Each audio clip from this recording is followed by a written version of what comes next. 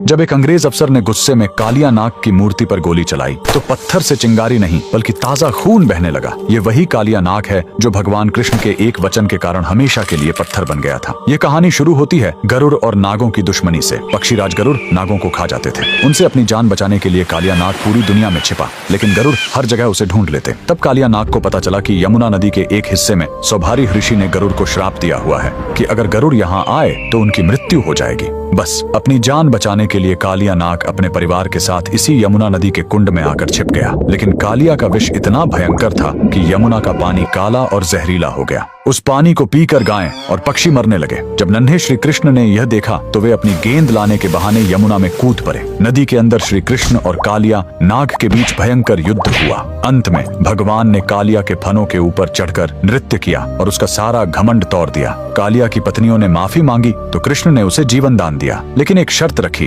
तुम्हें अभी इसी वक्त यमुना छोड़कर वापस समुद्र में जाना होगा। जाते समय भगवान ने उसे एक चेतावनी दी, जाते समय पीछे मुड़कर मत देखना, वरना जहाँ देखोगे वहीं पत्थर के हो जाओगे। कालिया नाग अपने परिवार के साथ निकल पड़ा, लेकिन जैसे ही वह ब्रज की सीमा पर स्थित जैत गांव के पास पहुंचा, उसके मन में एक बार फिर वृंदावन को देखने का मोह जाग उठा। उसने सोचा एक आखिरी बार देख लूं, और जैसे ही उसने पीछे मुड़कर देखा, श्री कृष्ण के वचन अनुसार वह तुरंत वहीं पत्थर की मूर्ति में बदल गया। कहा जाता है कि उसकी पूंछ आज भी जैत गांव के जमीन के नीचे से लेकर वृंदावन तक फैली हुई है। सदियों बाद जब भारत में अंग्रेजों का राज्य आया तो उन्हें इस कहानी पर विश्वास नहीं हुआ। सच्चाई जानने के लिए एक अंग्रेज अफसर ने मूर्ति के आसपास खुदाई शुरू करवाई, लेकिन खुदाई का कोई अंत ही नहीं मिल रहा था। झल्लाहट और गुस्से में आकर उस अफसर ने अपनी बंदूक निकाली और कालिया नाग की पत्थर की मूर्ति पर गोली चला दी। तभी पत्थर के उस घाव से खून की धारा फूट पड़ी। ये चमत्कार देखकर अंग्रेजों की रूह कांप गई और वे वहां से दुम दबाकर भाग खड़े हुए। आज भी जैत गांव में वह मूर्ति मौजूद है। कमेंट्स में जय श्री कृष्णा जरूर लिखें।